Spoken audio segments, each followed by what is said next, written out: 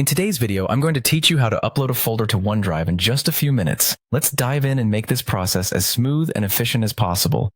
First, you'll want to have your computer ready and open up your web browser. Head over to the Microsoft account page and log in.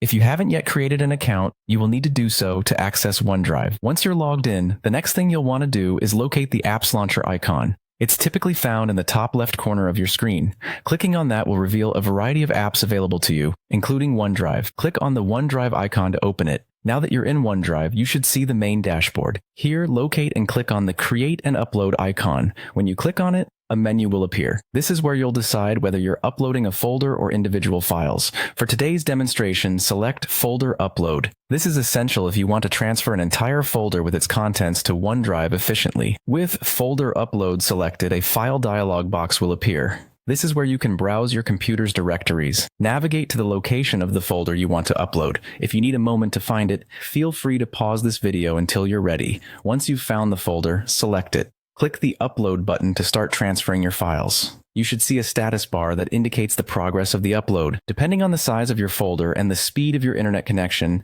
this may take some time. Be patient and avoid closing your browser or disconnecting from the internet to ensure everything is uploaded correctly. Once the upload is complete, OneDrive will automatically refresh, and you should see your newly uploaded folder within your OneDrive space.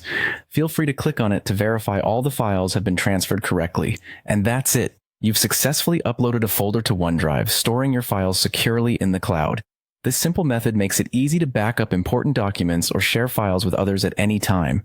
I hope you found this tutorial helpful. If you have any questions or encountered any issues during the process, feel free to leave a comment below, and I'll do my best to assist you. Thanks for watching, and see you next time for more helpful tips and tutorials.